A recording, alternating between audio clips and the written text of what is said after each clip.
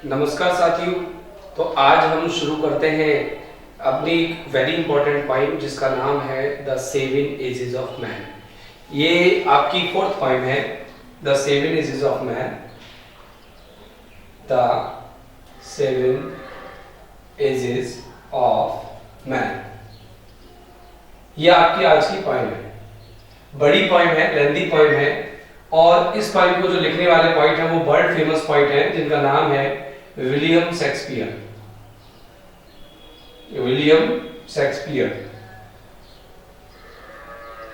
World famous point है ये, इनको पूरी दुनिया जानती है और बहुत ही ज्यादा फेमस ड्रामेटिस्ट भी रहे हैं, सोनेटियर भी रहे हैं। उन्होंने काफी सारे 154 सोनेट्स लिखे हैं।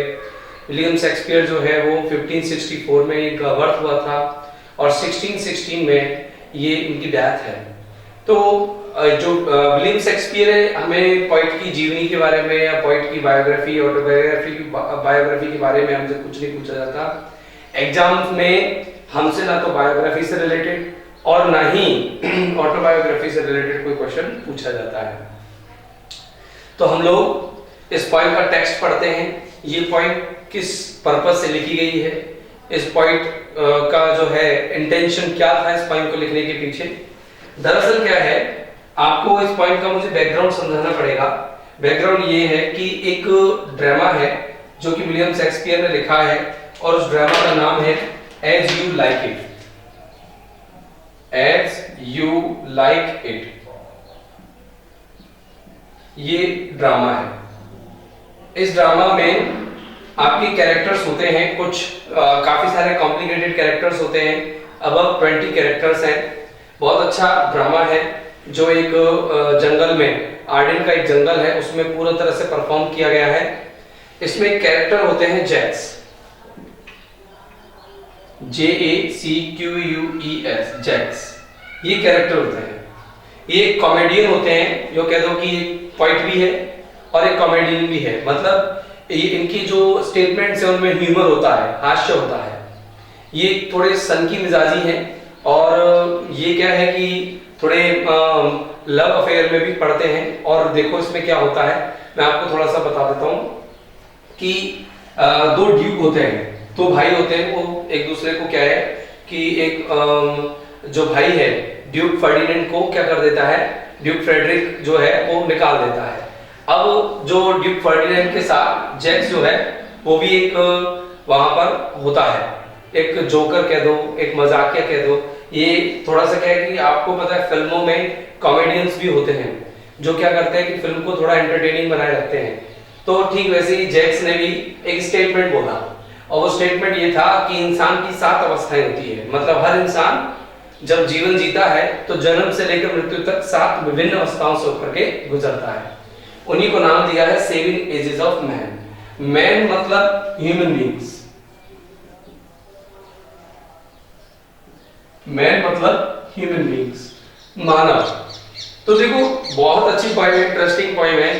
तो मैं आपको इस पॉइंट को, तो चलो देखते हैं हम हमारी पॉइंट का टेक्स्ट। तो टेक्स्ट कुछ इस प्रकार से है, देखिए। पहली लाइन है all the world is a stage, all the world is a stage, all men and women merely players,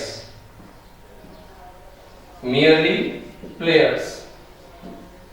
They have their exits,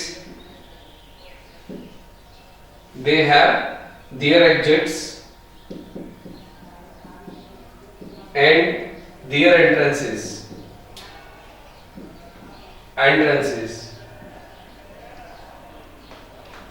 and one man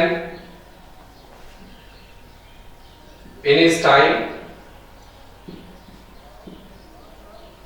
plays many part,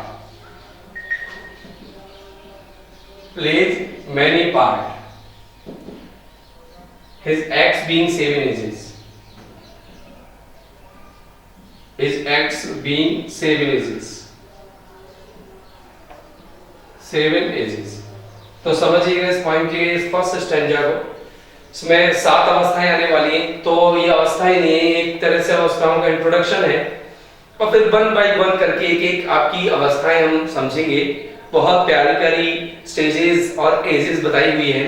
तो देखिए इसमें ज्यादा टफ वोकैबुलरी नहीं है, आप लोगों को होमवर्क में वोकैब भी साथ लिखनी है। तो देखना कि ऑल द वर्ल्ड, वर्ल्ड मतलब पूरी दुनिया है, इसका वोकैब लिखने की जरूरत नहीं है, इसका वर्ड मीनिंग लिखने की जरूरत नहीं है। स्टेज एक प्लेटफॉर्म होता है, आप इसे प्लेटफॉर्म कह सकते हैं, रंगमंच जिसे हम रंगमंच हिंदी में बोलेंगे रंगमंच, ठीक है। मैन एंड विमेन आप जानते हैं पुरुष और महिलाएं। मियरली का मतलब होता है केवल, और इंग्लिश मीडियम के स्टूडेंट्स इसको ओनली लिखेंगे, ठीक है।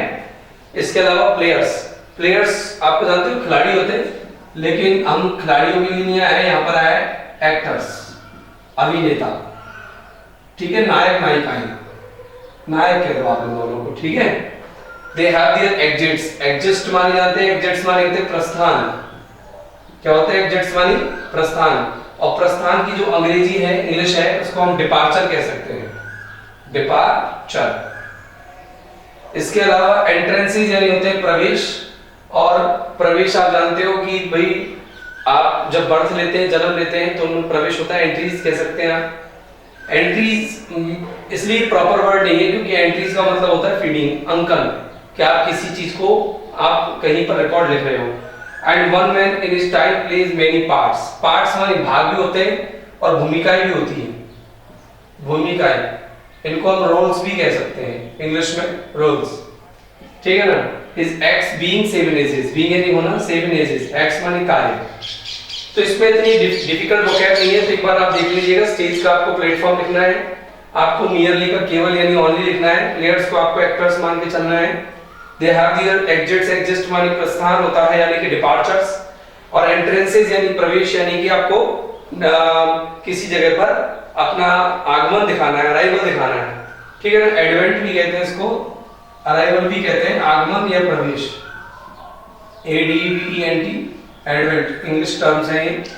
And one man in his time plays many parts का मतलब भाग भी होता है और भूमिकाएं भी होता है। इज एक्ट्स बीइंग 7 एजेस, और उसके एक्ट्स जो है उनको 7 अवस्थाओं में बांटा गया है।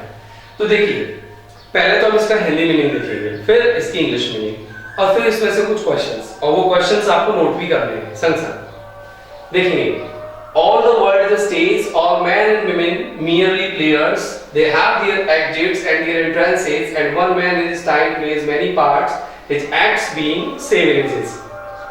सारी दुनिया जो है एक रंगमंच है, एक बहुत बड़ा प्लेटफॉर्म है, यानी कि आप इसकी दो वर्ल्ड की जो कंपैरिजन है, संसार की जो तुलना है, सीधे सीधे उस थिएटर के रंगमंच से कर सकते हैं जिसमें लोग एंटरटेन करने आते हैं, जिसमें लोग अपने आप को एंटरटेन करने आते हैं, या एक्टर्स और जो एक्ट्रेसेस होती हैं वो भी लोगों को एंटरटेन करने आते हैं। तो देखो पूरी दुनिया एक रंगमंच है। तो ये जो पहली लाइन है, इस पहली लाइन में तुलना है, और वो तुलना किसकी है? वर्ल्ड की स्टेज से, मतलब संसार की एक रंगमंच से एक तुलना है, डायरेक्ट तुलना है, लेकिन यहाँ पर कोई लाइक और एज का प्रयोग नहीं है। तो ये है मेटाफर। यहाँ पर पोएटिक रूपक अलंकार यूज करता है, ठीक है, या फिर हम कह सकते हैं मेटाफर यूज करता है। वो मेटाफर का मतलब है कि पॉइंट यहाँ पर सीधा दुनिया की जो है तुलना रंगमंच से करता है। जैसे कि मैंने कहा कि विराट कोहली सचिन तेंदुलकर, तो विराट कोहली को मैं सीधा कंपेयर किससे कर रहा हूँ? सचिन तेंदुलकर से कर रहा हूँ, मतलब उसकी क्वालिटी को मैं यहाँ पर डिनोट कर रहा हूँ, रिप्रेजेंट कर रहा हूँ। तो पूरी दुनिया एक रंगमंच है। तो इस लाइन का कैसे आप मीनिंग निकालेंगे कि कवि के अनुसार या लेखक विलियम शेक्सपियर या कवि विलियम शेक्सपियर के अनुसार पूरी दुनिया जो है एक रंगमंच है। जैसे कि एक थिएटर में, एक स्टेज पर, एक प्लेटफॉर्म पर विभिन्न प्रकार के नायक नायिकाएं आकर के अपनी भूमिकाओं को अदा करते हैं, ठीक उसी प्रकार से इस संसार रूपी रंगमंच पर मानव यानी कि पुरुष और स्त्रियां आकर के अपनी भूमिकाओं को अदा करते हैं। All man and women merely players. अब यहाँ पर भी फिर मेटाफर है। मेटाफर में क्या है कि इसमें पुरुष और जितनी भी महिलाएं हैं, जितने भी पुरुष और जितनी महिलाएं हैं, वो सब की सब क्या है? एक्टर्स हैं, मतलब नायक नायिकाएं हैं।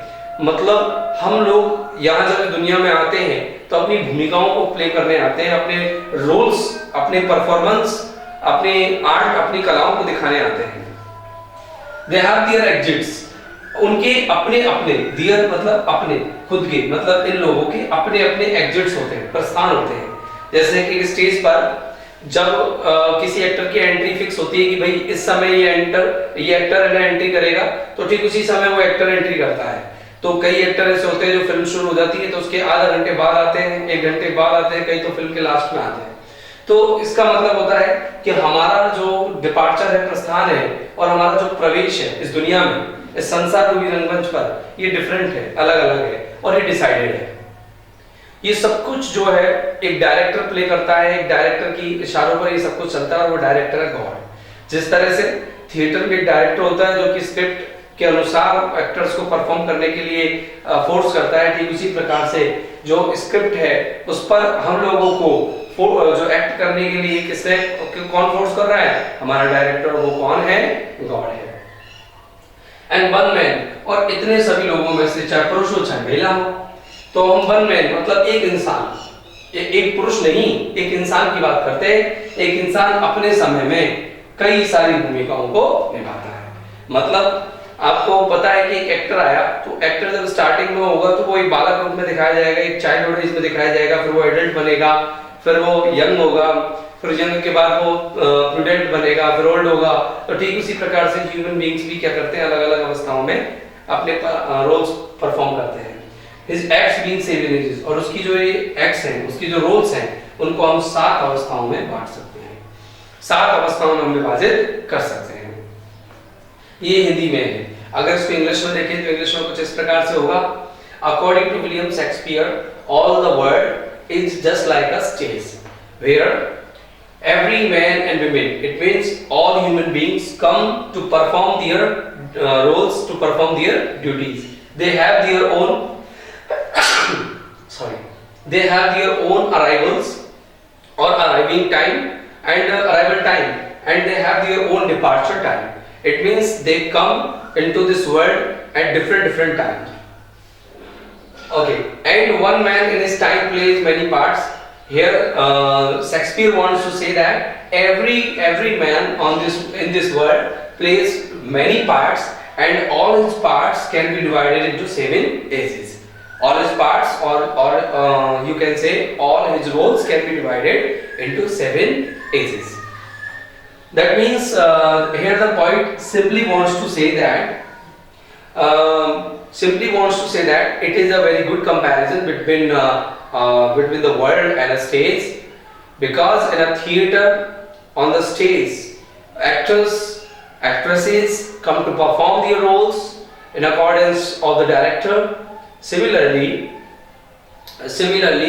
all human beings come to the world to perform their different stages or roles. तो ये पहला स्टैंजा है। ऐसा कोई खास डिफिकल्ट स्टैंजा नहीं है, तो इसमें से एक क्वेश्चन बनता है। वो क्वेश्चन आप नोट कर लीजिएगा। वो क्वेश्चन ये है, why does the poet compare the world to a stage? The world to a stage. आपको इस सवाल का जवाब लिखना है, ठीक है। और क्वेश्चन नंबर 2 है, what do the words exits and entrances mean? Entrances mean. और अगर कोई सिंपल 1 मार्क के लिए कोई क्वेश्चन पूछता है तो वो ये पूछ सकता है, how many roles, how many parts और how many acts, कुछ भी लिख सकता है वो, roles लिख सकता है, acts लिख सकता है, does a man play, does one man play in his life? Okay, ये सिंपल से 3 क्वेश्चंस हैं, आपको इनके आंसर्स लिखने हैं। मेरे पहले स्टैंजा से ये क्वेश्चन है। पहला है कि कवि जो है दुनिया की तुलना एक स्टेज से क्यों करते हैं। दूसरा क्वेश्चन है कि कवि जो है एग्जिट्स और एंट्रेंसेस जो शब्द यूज करते हैं उनका क्या मतलब है, इनको सिंगल इन्वर्टेड कॉमास में दिया जाएगा वहां। और कितने जो भूमिकाएं हैं वो एक इंसान अपने जीवन में परफॉर्म करता है। तो इनको आप 2 मार्क्स के लिए प्रिपेयर करके मुझे आंसर के रूप में लिख के दोगे। इसके बाद हम बात करते हैं हमारे अगले जो स्टैंजा है उसकी। तो देखिए अगला स्टैंजा देखिए। Okay, now we come to the second stanza. At first the infant mewling and pucking, P-U-C-K-I-N-G, pucking in the nurse's arms,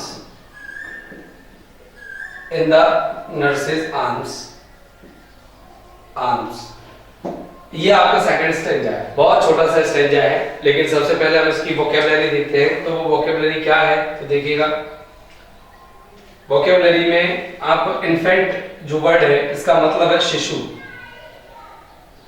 शिशु मतलब बेबी, ठीक है। इसके बाद हम आते हैं म्यूलिंग। म्यूलिंग यानी होता है क्राइंग, चिल्लाना, रोना, रोते रहना। और पकिंग यानी होता है उल्टियां करना, यानी कि आप कहें तो वॉमिटिंग करना, VOMITING,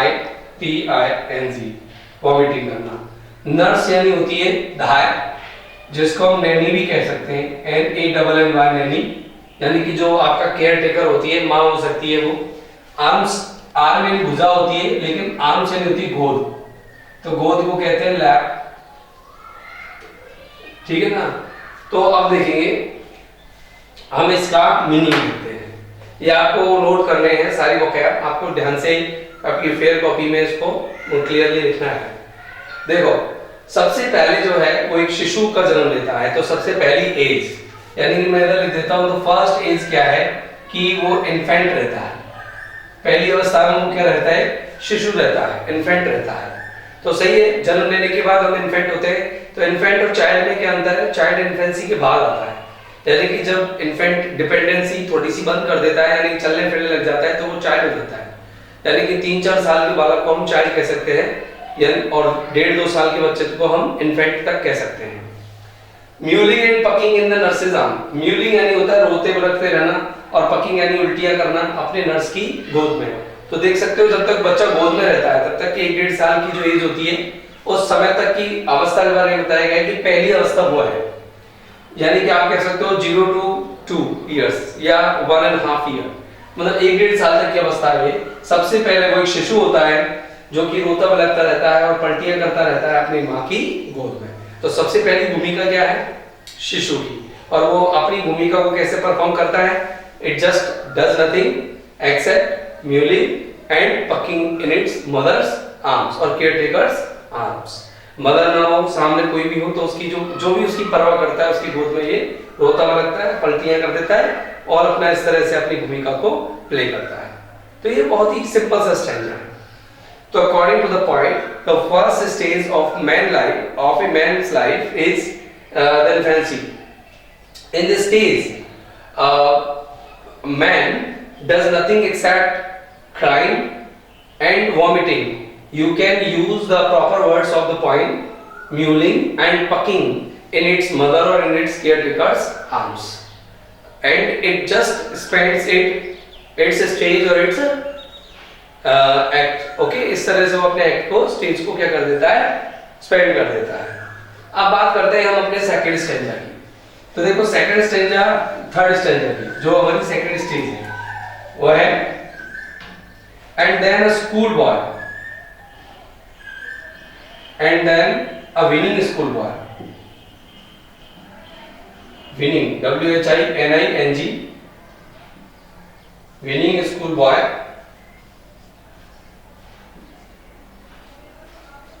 and shining morning face with his satchel, with it SATCHEL, satchel,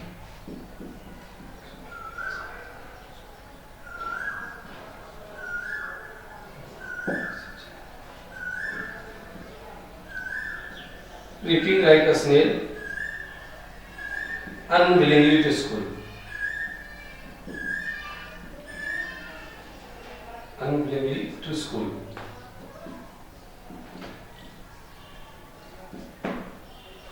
ये ओके तो हम इस सेकंड स्टैंजा की वोकैबुलरी पहले तो थर्ड स्टैंजा की वोकैबुलरी देख लेते हैं। तो वोकैबुलरी में विनिंग यानी होता है शिकायती। शिकायती बोले तो COMPLAINING कंप्लेनिंग। इसके बाद शाइनिंग यानी चमकता हुआ, glowing.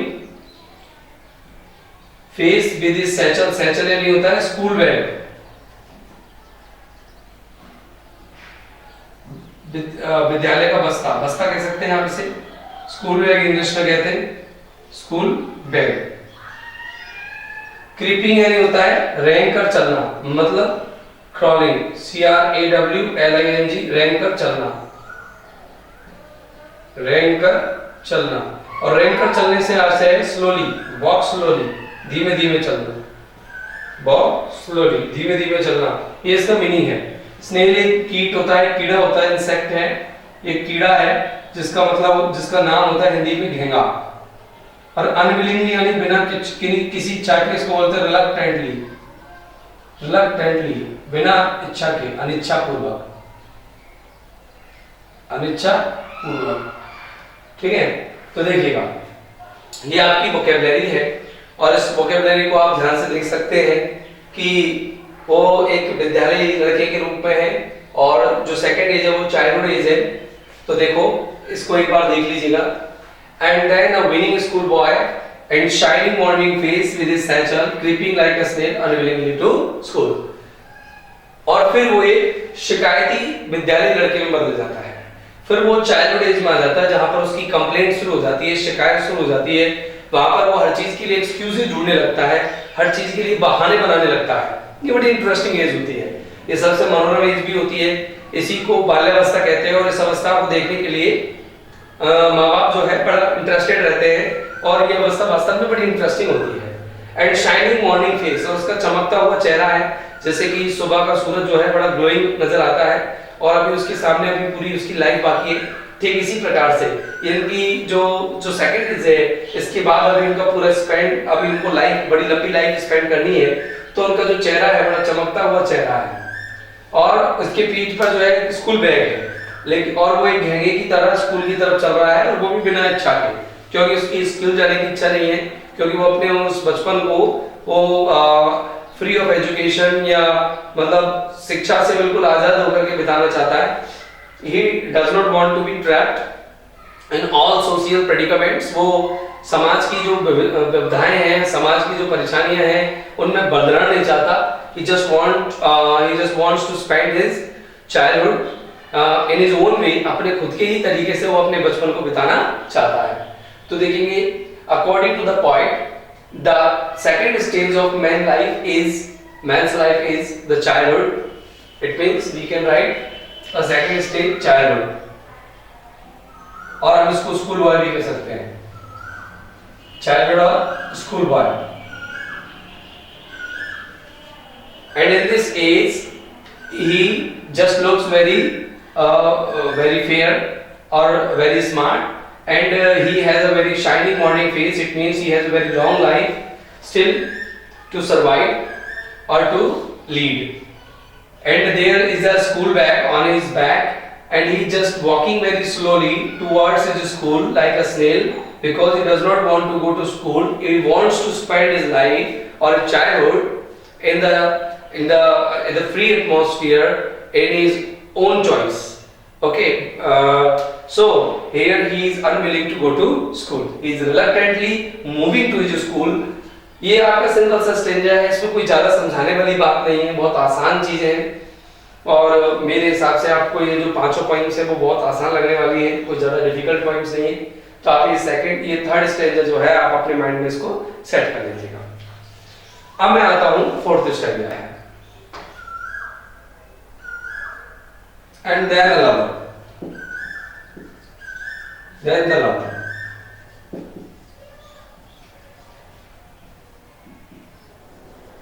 Shine like a furnace।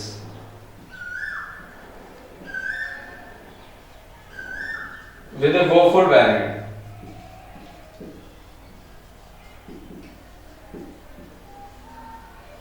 With a woeful ballad.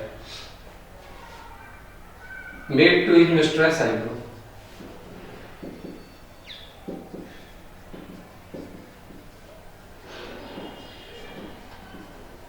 Made to his mistress eyebrow.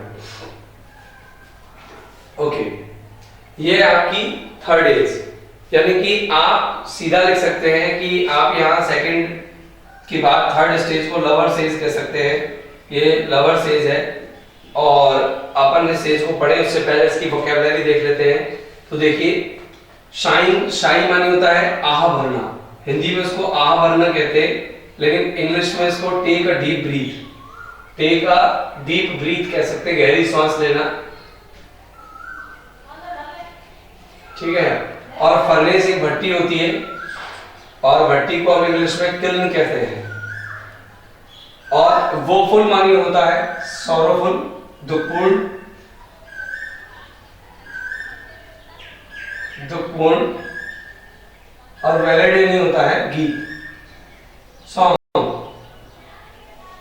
इसके बाद अगर हम बात करें मेड टू मिस्ट्रेस, मिस्ट्रेस मालकिन होती है, लेकिन यहां पर बिलवेड होगी प्रेमिका,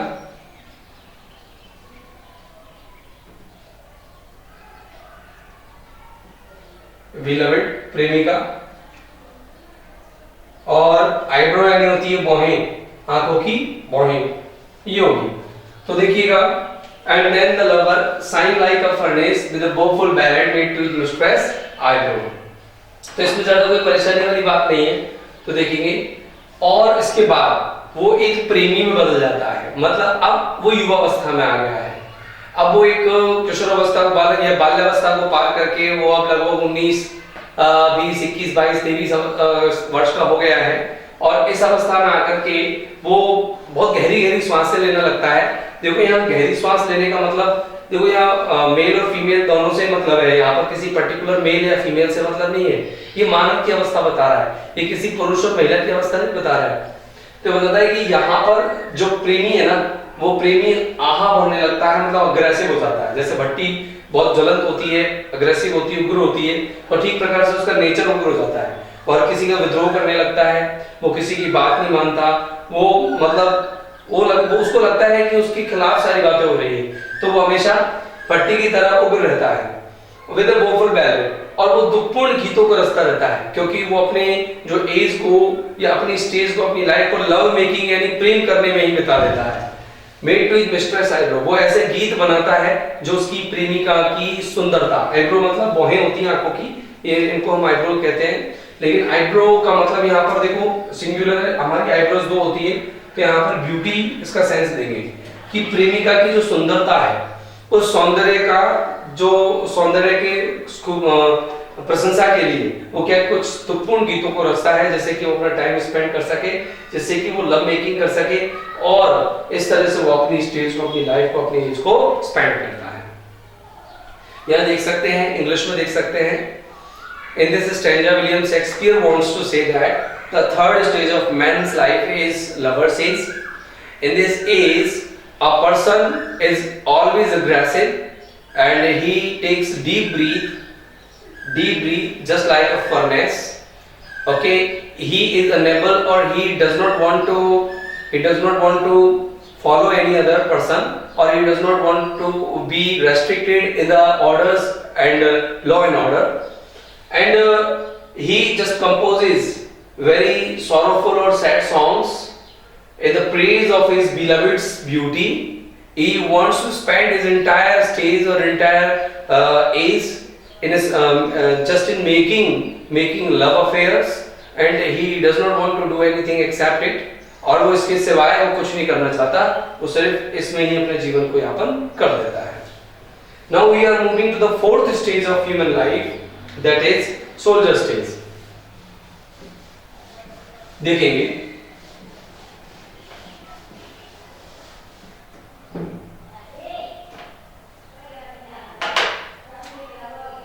then a soldier full of strange oaths,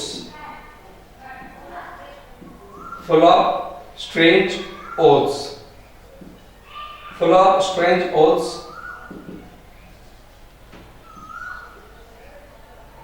bearded,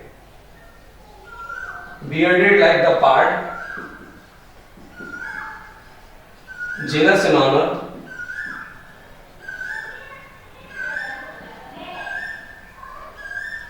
sudden and quick in quarrel,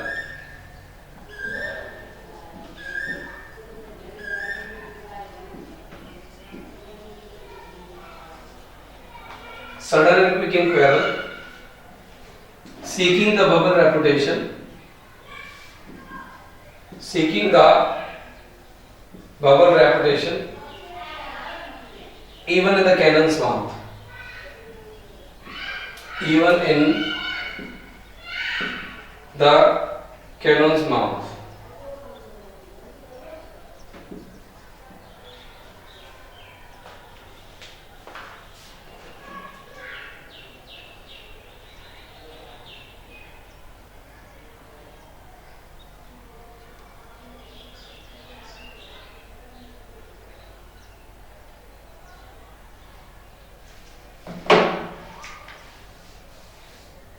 Even in the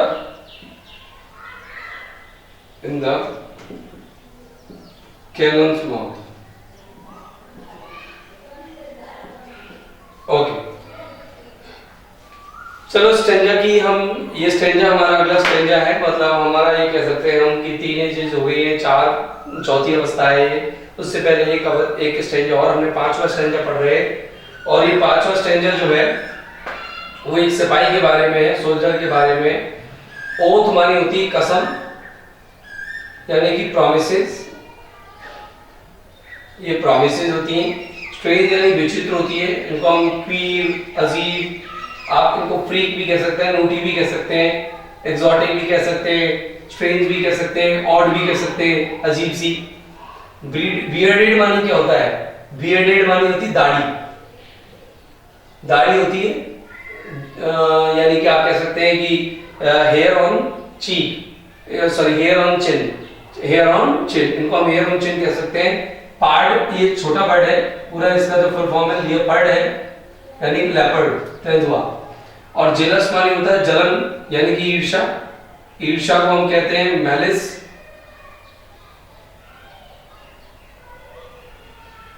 malice. Honour यानी क्या होता है? सम्मान, डिग्निटी, डिग्निटी। क्विक इंक्वायरल, क्वायरल यानी झगड़ा, फाइट। सीकिंग यानी तलाशना, सर्चिंग, तलाशना। बबल, बबल यानी होता है बुलबुला, लेकिन आपको पता है कि जो बुलबुला है वो कम समय तक टिकता है, तो इसका मीनिंग लिखते हैं डायरेक्ट, उसको बोलेंगे ट्रांजिट या टेम्परेरी, ट्रांजिट कहते हैं।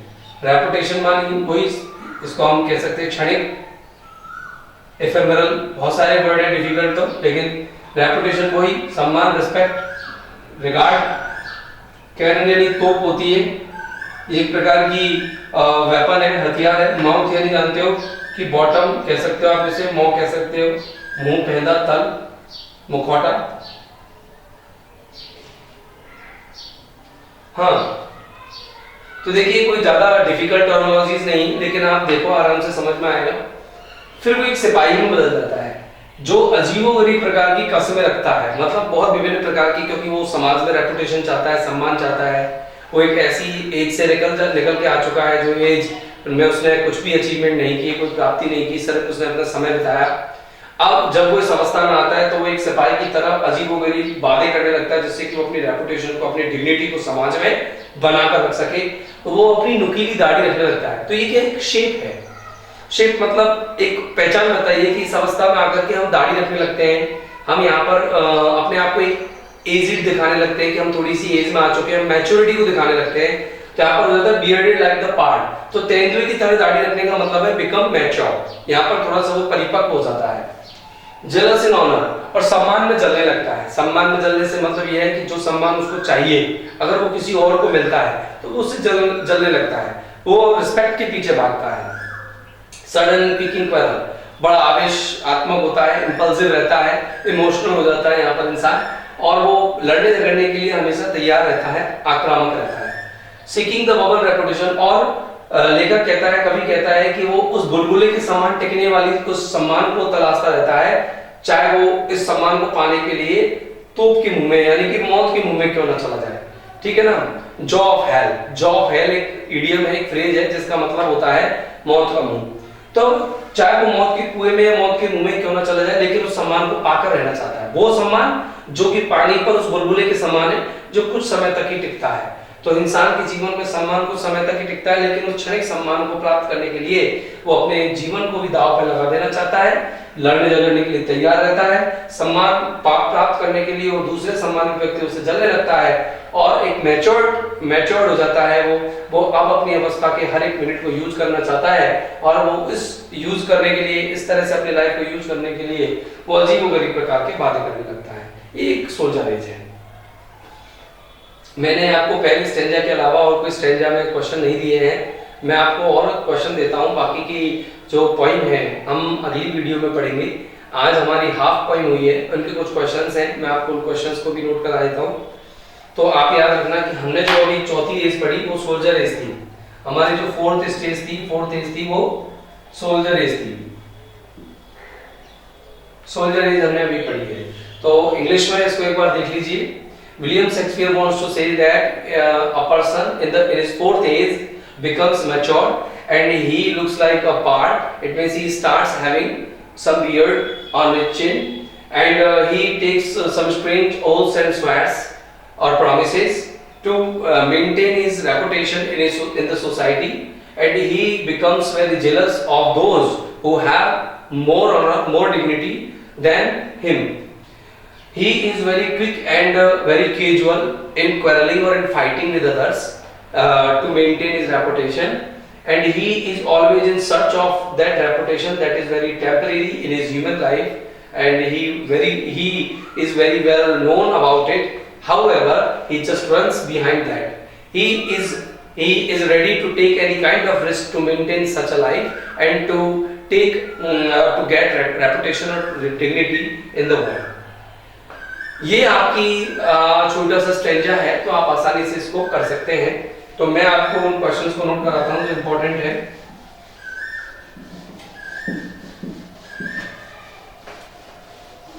देखिए क्वेश्चन किस तरह का आएगा।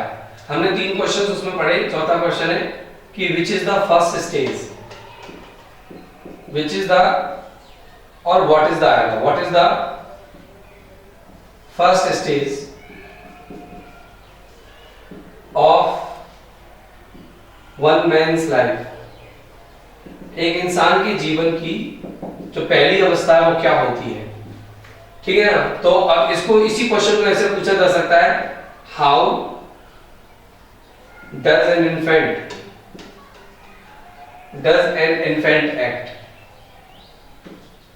इन्फेंट एक्ट कि एक शिशु किस तरीके से कार्य करता है।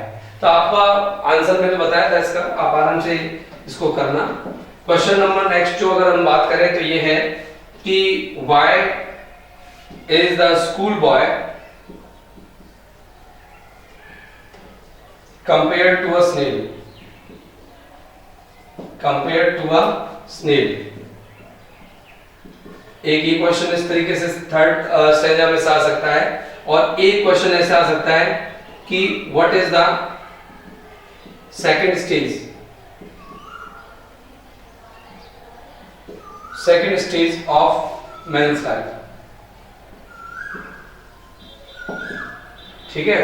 अब बात करें अगर हम अपने नेक्स्ट क्वेश्चन की, तो नेक्स्ट क्वेश्चन को देखिए। ये 3 क्वेश्चन है, आपको ये ध्यान रखने हैं, ये आपके सेकंड और थर्ड स्टेंजा में से है। अब हम लवर्स वाले स्टेंजा की ओर चलते हैं। लवर वाले स्टेंजा की ओर, यानी कि जहां पर थर्ड एज है, तो लवर वाले स्टेंजा में जो क्वेश्चन मिलता है कि how does a lover play his part, कि किस तरह से लवर अपनी भूमिका को निभाता है। ठीक है ना। और ये है कि why does a soldier have a beard, कि सोल्जर दाढ़ी क्यों रखता है, या व्हाई इज द सोल्जर ये why is the soldier's beard compared to the leopard's, ये इस तरह से क्वेश्चन को पूछा जा सकता है। अगला है व्हाट इज द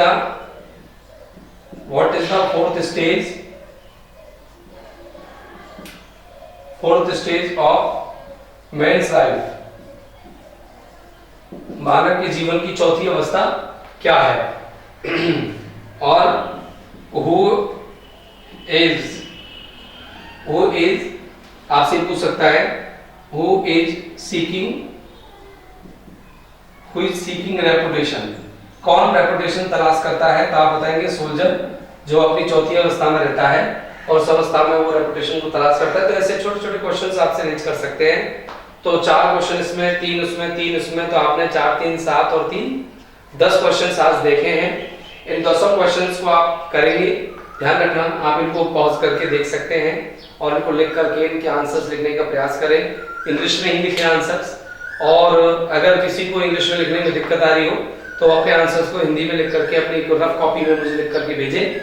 बाकी का फेयर वर्क के लिए मैं उनको पीडीएफ दूंगा इन्हीं क्वेश्चंस के आंसर लिख करके, तो वो उनको अपनी फेयर कॉपी में लिख सकते हैं। बेटा होमवर्क करोगे तो ही हमें पता लगेगा कि आपकी पढ़ाई सुचारू हो रही है नहीं। मैं लगातार आपको क्लासेस नहीं डाल रहा हूँ, मैं आपको 2-3 दिनों के गैप में क्लास डाल रहा हूँ, तो आप मेरी क्लास को अच्छे से समझ सकते हो, पढ़ सकते हो। मैं भी जानता हूँ कि आप लोगों के ऊपर आपकी जो मेन सब्जेक्ट्स है उनका बर्डन ज़्यादा है, लेकिन फिर भी मैं उम्मीद करता हूँ कि आप लोग थोड़ा थोड़ा पढ़ते रहेंगे तो हमारी जो लैंग्वेजेस हैं, अभी पता नहीं लॉकडाउन कितने लंबे समय तक चले, तो हमारा जो सिलेबस है वो भी ठीक टाइम पर कंप्लीट हो जाएगा। आप इसमें जब एग्जाम्स आएंगी आपकी नेक्स्ट ईयर सेशन की, तो आप अपने आप को थोड़ा बर्डनसम फील नहीं करोगे, परेशानी फील नहीं करोगे, आपके सामने ये सिलेबस सुलझा हुआ सा नजर आएगा। धन्यवाद।